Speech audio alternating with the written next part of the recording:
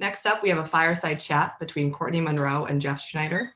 Ms. Monroe is the president of National Geographic Content, and she oversees the exceptional Emmy and Oscar-winning National Geographic branded content development and production for Disney Plus and the portfolio of National Geographic channels around the world. Ms. Monroe has led the global transformation of National Geographic, which began in 2017 with the launch of her premium program strategy. She has also launched 4 of the most viewed series in network history and unveiled the National Geographic Films banner in 2017, bringing National Geographic back to its featured documentary roots. Under her leadership, National Geographic has garnered more critical acclaim and awards recognition than ever before, including 8 Emmy wins at the 2019 Emmys. Before joining National Geographic, Ms. Monroe was Executive Vice President, Consumer Marketing and Digital Platforms for Home Box Office, HBO, where she was responsible for marketing the HBO and Cinemax brands and their programming across all platforms. She managed award-winning marketing campaigns for many of HBO's highest profile shows, including Sex and the City, The Sopranos, and Game of Thrones. Currently, Ms. Monroe serves on the Peabody Board of Directors. She holds a Bachelor of Arts from Williams College and a Master's of Business Administration from the Wharton Business School at the University of Pennsylvania. Jeffrey Schneider is the Executive Vice President, Worldwide Business Affairs and Operations for National Geographic Channels. He is responsible for all business dealings of the company, including negotiations of entertainment deals and the day-to-day operations of Nat Geo's suite of TV channels. He has held 3 other roles since starting at Nat Geo in 2015. He is based in Washington, D.C. after previously spending his entire professional career in LA. Prior to National Geographic, Mr. Schneider held senior positions at Paramount Pictures Television, MTV, Fox TV Studios, A&E Networks, NBC Universal, and Endemol Shine. Prior to his in-house career, Mr. Schneider was an associate at the entertainment law firms Slaff, Mosk & Rudman and Katz, Golden & Sullivan doing litigation. Mr. Schneider has spoken at more than 24 seminars, symposia, and panels, including for GEMA, and has served on the USC Entertainment Law Symposium Syllabus Committee. He previously served as an adjunct professor of business and economics at Carnegie Mellon University and has held adjunct positions teaching entertainment law at Pepperdine Law and his alma mater, USC Gould School of Law. We, of course, know him as Professor Schneider. Over to you, Professor. Thanks. After those 2 introductions, unfortunately, we're out of time, so we're going to have to I didn't know you were going to read the whole thing. I would have sent you a shorter one. You know what? It's just because we're so old. They have a lot. That's right. They have a lot to read. Exactly. I'm glad I didn't list all the things that I'd spoken at. Okay. So you took about 2 paragraphs of my 3 introductory paragraphs, Becky. So I'll skip right over what she does at National Geographic and the awards and all that stuff. But I will say that one of the reasons I thought of having Courteney here today is, of all the people that I've worked with who are creative or business executives, I think she uniquely understands the role of what lawyers do in entertainment. I can't overstate what it means to have somebody that understands that lawyers aren't just people who sit in the office and say no, but that actually add something to the final product. And when you get out there and practice and you have a chance to work in the entertainment industry, if you can find clients who use their lawyers like that, then you will have a great experience as I have had. I also, for those of you who haven't figured it out, Courteney's my boss. So it was very nice. You have to say nice things about me. Is that? Yes. Well, also, but today she gets to call me Professor Schneider. But more important than being my boss, she's my friend. And I'm so happy that she was able to join us today. So let's jump in, and I'm going to start with a personal question. You are one of the very few entertainment executives I've met who actually is a native of the DC area.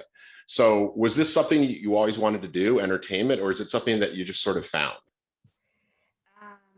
Well, first of all, thank you for the nice introductions, and also thank you for inviting me. I'm very happy to be here. Although it's intimidating to not have a professor title or a JD attached to my name. So I think because I grew up in Washington, D.C., I never considered working in the entertainment business because it's sort of not something you have exposure to. I actually originally thought I was going to be a lawyer because that's what you have a lot of exposure to. And I come from a long line of lawyers. My grandfather, my father, my brother, all lawyers. I even took the LSATs and then realized maybe this isn't for me. But no, it was never something that I considered. at Williams College is sort of where I formed a real passion, although a little bit in high school too. I thought I was going to go into broadcast journalism. I interned at local news station in DC. I was never really interested in politics, but I was very interested in the media around politics. So I was interested more in journalism, that aspect of media, not the entertainment aspect of media. And so when I was in college, I started doing lots of research, talking to people who were successful, either on the producing side of things or actually on air, which was really what I was interested in, for their advice about how one breaks into the field. And almost to a person, I was told that the best thing to do would be to go to get a list of the 100 smallest markets, TV markets, and go work there and just work your way up. And I thought, oh, but I want to move to New York City and I want to anchor Good Morning America or the Today Show. Like, I don't really want to cover the local fire in Iowa. And what I realized through that was that, that's what it was going to take, which meant you really, really had to be passionate about that field. And so long story short, I decided I'm moving to New York, and I ended up working at a big advertising agency on Madison Avenue. And that was kind of another form of media and communications. And that's when I formed my real passion and love for being in a creative business. Advertising is sort of it's media and it's a form of entertainment. And I think that's sort of where the seeds of my career in media were actually formed. And then after that, I know you went and got your MBA, and then you ended up at HBO, which isn't just any place. It's not like you started in the bottom of the TV business. So how was it that you got to HBO? How did that happen? Yeah, it's interesting. And I actually think it sort of relates to something that Professor Emhoff talked about, which is to be passionate and love what you do. And so right after business school, my internship, between my 2 years at Wharton and the job, my first full-time job after business school was at American Express in marketing. And it was a terrific post-MBA job. But even when I accepted that job, and I'm sort of not, I'm a little embarrassed to admit this, I kind of knew it wasn't the job I really wanted. I just was too worried about graduating from business school without a job because I just didn't love it. I didn't love the underlying industry of financial services. I knew I loved marketing. I had been passionate about creativity and marketing at the ad agency. Then I went to get my MBA. Then I worked in a more traditional post-MBA type marketing role. And I realized not only was I not passionate about that aspect of marketing, I really didn't care about the financial services industry. And what I realized about myself, but I would actually argue you should all, this sort of applies to everyone, is that you are going to be better at your job if you are applying your craft to an underlying industry that you love. And I think you guys are all ahead of the game on that, because that's why you're here focused on kind of sports and entertainment and media, because you've already kind of identified that as a sector you're interested in. You spend so much time at work. You spend so much time thinking about work. Make it be in an industry that you love, that you're just interested in being that continuous learner in. So what happened to me at American Express was like, this is not where I want to do marketing. I want to do marketing applied to an industry that interests me. I wasn't positive that it was entertainment. I just thought, okay, well, what are the things that I like to do? I mean, I really started at that fundamental level. I love watching movies. I love watching television. This was in 1998, 97. So there was no streaming. And HBO was not HBO at that point yet. I knew I wanted to stay in New York. I didn't want to move to LA. I read a lot of magazines. That's a dated reference, but at the time, it was like, so what I realized is that I was mostly interested in content, things around content. We didn't call it that at the time, but that's sort of what it was. And I just decided, I don't really know where I want to work. I just want to do marketing in something that I think I wanted to work someplace where the product that I was marketing would be a product I would be consuming, whether I worked there or not. And that's how I landed at HBO. Although, again, that was before some of the really big kind of iconic shows of original programming, before HBO had launched those. It was before Sopranos, it was before Sex and the City, it was before The Wire, it was before Game of Thrones for sure. But I at least knew that they were on the cusp of launching really, really groundbreaking television programming that was going to change the industry. And they all sounded like shows that I wanted to watch. It became as simple as that, my decision. It was a good decision. And being a little modest, that she led most of the campaigns for those shows. So, you know, few shows. Not in the earliest of days, because I was more junior. As time went on, yes, you did well enough that they put you in charge at some point. But I think it has to do with that. I loved what I was doing. Yeah. There was no other place I wanted to work. I was so inspired by what was happening in the business at the time. I was so inspired by the creative executives that I worked with. It made me better at my job. And that's why I think that notion of love what you do cannot be overstated, because it has an inextricable link to your success. I truly believe it. It has with mine, for sure. Absolutely. You said something that I'm sure will resonate with a lot of the students, which is the fear of graduating graduate school without a job. And that tension between knowing what you want to do, but knowing you need to get paid. And I talk to students every day about that. I talked to one yesterday about that. We've all been through it, and you'll all get through it, but it is. Yes, and look, everybody has different personal financial situations. Some people really, really don't have a choice. If you can hold out for a job that, look, you never know until you really start a job if you're going to love it. It's hard to know for sure, but you sometimes know you're not going to love a job. And I kind of knew I wasn't going to love that American Express job.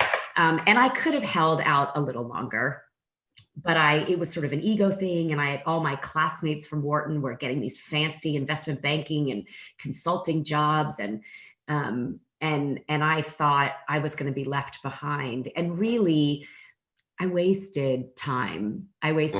Because while I was getting up to speed on this new job that I had sort of from day one realized was not going to be for the long term, I already started looking for a new job. It wasn't the most productive thing, not my proudest moment, but you make the decisions that you make. But if you can hold out, or you can have a better sense, a clearer sense, like you're using your time right now to kind of, hone what it is your interests are, you'll make a better decision right out of the gate. Yeah, absolutely. And as we've talked about, it's come up obviously that a lot of the people online today are either students or lawyers in the early part of their careers, many of whom either want to be entertainment lawyers or are entertainment lawyers maybe in the early portions of their career. Give us, since you work with lawyers so much, give us your thoughts about how the interactions have been over the years, and what you think to a creative executive and a business executive makes a good lawyer and what doesn't so much make a good lawyer. It's funny what you were saying about, try to, as lawyers, try to find certain types of clients. I would say the same thing as a client, try to find certain types of lawyers. And it really, I would say two things. One, perfect the craft of law, but learn to think like a business executive. Right. I'm going to now compliment my colleague, Professor Schneider, and I'm going to just have to call him Jeff because it's hard to call you Professor Schneider. You are such a student of the business. I have learned so much about the business from you. You are a constant, you have unwavering curiosity about the changes in the industry and the larger context for the decisions that we need to be making. And then you apply kind of legal and business affairs thinking to that. But you always start from a position of understanding the underlying business and the changes. And that's critical because you really want law partners that can be your partners in business, right? Your strategy partners as well. And then the legal work helps facilitate and foster the strategic work. So I much prefer a partner that isn't just a lawyer, but is a business partner first. But in order to do that, you need to be somebody that really has a deep and ongoing understanding of the business. And you said something else too, which is, look, I want to be saved from myself. I want to be told no when no is the right answer, but I much prefer working with lawyers who are there to help us get to yes the right way. Understand the strategy and how do we get there from a position of starting from a position of yes, instead of a position of let's do no harm. Yeah, absolutely. And that's our old colleague, Rita Tuzon, used to say, and I say it to all of my lawyers, we're not the department of no, we're the department of how. And you got to think that as a service industry, we're there to make things happen. And there's very few times when the answer is absolutely no. But it's really easy to say no because then there's no risk. And that's a hard thing for a lot of lawyers who are trained to be risk averse to get over. I also put that question in there so she would talk about me. So that worked. Look, I think if you want to drive innovation and you want to have an impact, you can't start from a position of we have no appetite for risk. Our only appetite is to do no harm, right? The business is so competitive, it's changing every day, it's so fragmented. You're going to have to take some big swings, and you're going to have to take some chances. And you want a legal partner who is responsible, but also understands the desire to leave an impact crater with your business. Let's give you a chance to talk a little bit about your current job and your current vision, because you've changed National Geographic a lot. And the current streaming world that we live in and we find ourselves in is so different than when you and I started at National Geographic. So why don't you give a little bit of your stump speech about what we're doing at National Geographic? Yeah, and I'll try to keep it to 60 seconds because I know we're running out of time and you have a big agenda. So look, I think when I had the great fortune of coming from one iconic, meaningful, special brand in the world of entertainment from HBO and coming to another really meaningful and iconic and special brand, National Geographic. The challenge when we arrived was just that it sort of felt like your grandfather's National Geographic. If I had $1 for every time somebody said to me like, oh, my grandfather, or in your instances, you students, your great grandparents, probably had a lined bookshelf of yellow National Geographic magazines. And so that's great. But that is what that signals to me is, high quality perceptions and real respect and reverence, but not a lot of relevance. And so this work has really been about how do we migrate this brand from reverence to relevance, and how do we stay true to this brand, which is known for, groundbreaking imagery and cinematography and high quality and distinctiveness, but let's make it contemporary and I just think there is an entertaining and really push creative boundaries. And so I think in this world of streaming now, it's so cluttered, it's so competitive. There's simply no way to break through without being exceptional, and without content that people really perceive as worth paying for. And they're only going to perceive that it's worth paying for if they actually are watching it.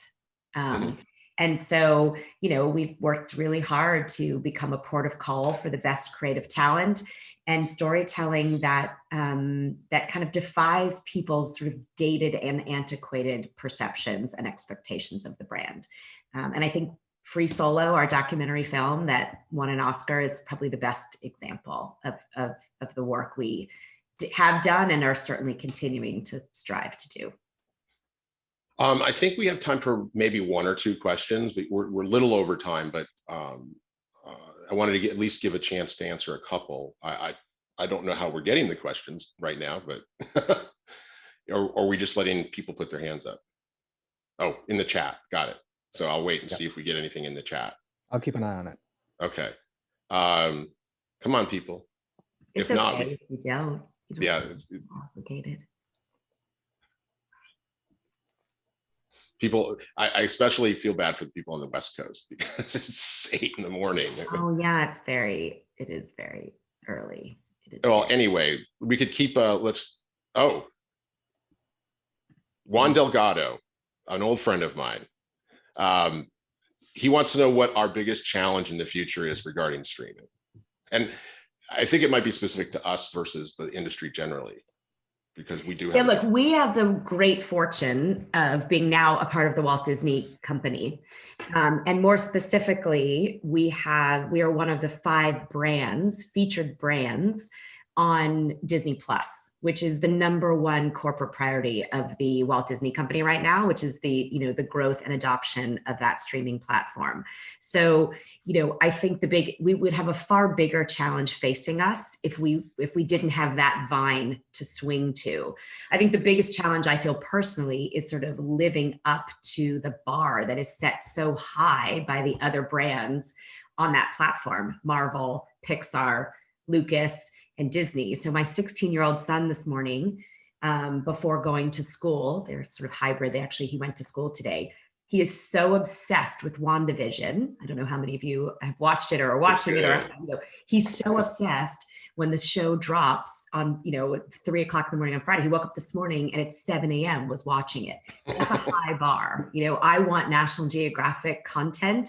Can you imagine if there was somebody if my son woke up that early on a Friday morning, it's like, the new episode of the Nat Geo show has dropped. So I think the biggest challenge is just, there is so much exceptional content being produced by the Walt Disney Company, but really by everybody. And so, I don't think that people are going to buy 10 streaming services, and they're certainly not going to watch all the content on 10 different streaming services. So how do you stand out, and how do you be a part of one that is a must buy and a must watch? That's the biggest challenge.